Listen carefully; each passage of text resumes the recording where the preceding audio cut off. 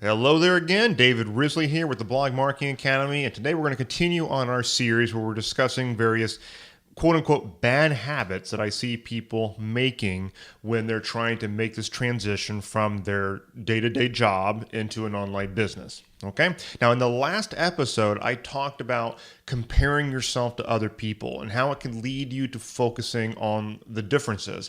And all too often, we end up mistakenly erring on the outward-facing highlights of other people and comparing that to our own behind the scenes. And sometimes it can lead us to feel sort of bad about ourselves. And it's a self-defeating habit that many of us have that can get in the way.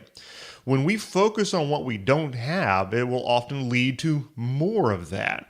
See, you get what you validate. And when you validate your shortcomings by focusing on them, you're going to magnify them. Now, I'm about to get a little bit woo-woo on you here, but this is something that I personally believe.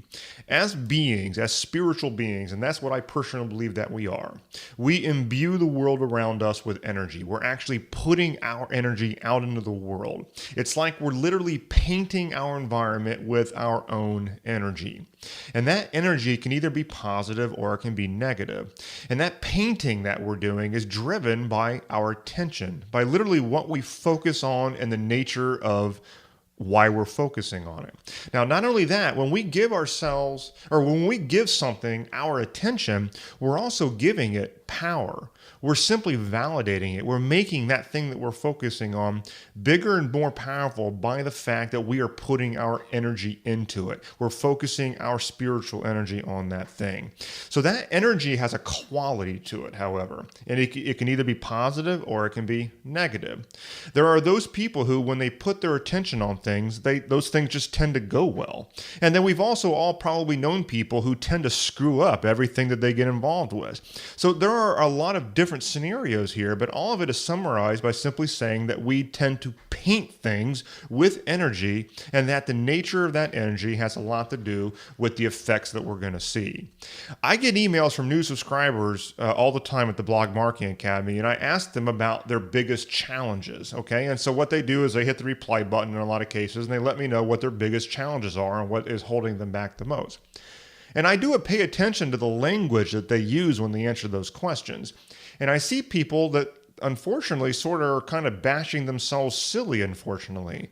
When you validate your problems as reasons why you can't do something, you're letting yourself down. When you use language like I hope rather than I will, then you're validating the concept of failure and letting yourself down. When you focus on losses rather than wins, you get more losses. When you focus on shortages, you're going to get more shortages. I've built this concept into how I've built the roadmap actually inside the lab at blogmarketingacademy.com. And the way that I've done this is by putting something in there that I call pit stops. Okay. So as members are going through the roadmap, they're going to come across these pit stops. And what they're going to be asked to do is obviously, if they have any questions, I'll answer them, whatever. But I also ask them to submit their wins. No matter how big or how small, members will tell me about the progress that they've made. My goal is to help members focus on their wins, because by validating the wins, it becomes a snowball effect and the wins get bigger over time.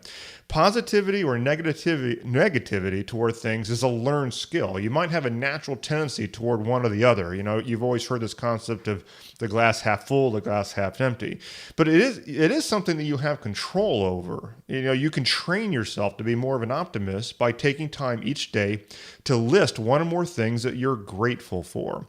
Being grateful is literally injecting beauty into the world. It's basically like painting the world with that positive energy that we just talked about. It's not just something like I'm thankful for something.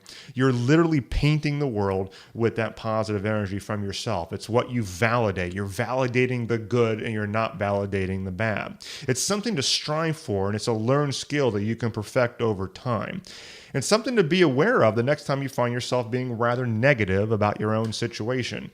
When you're doing that, I want you to sit down. I want you to ask yourself, what reality are you postulating for yourself right then? What reality are you painting as your future reality when you do that? I think if you do that, you realize, oh my gosh, I think I'm hurting myself right now. And maybe we can try to shift over into focusing on the positive things, because I don't care what's going on in your life, what's going on with your project with regard to your blog and your online business. There are wins there. They might not be as big as you want quite yet, and that's okay. But acknowledge those wins. Give yourself the space to acknowledge those wins, okay? Because it will help you grow that thing moving forward. I'll see you on the next episode where we'll continue on our series.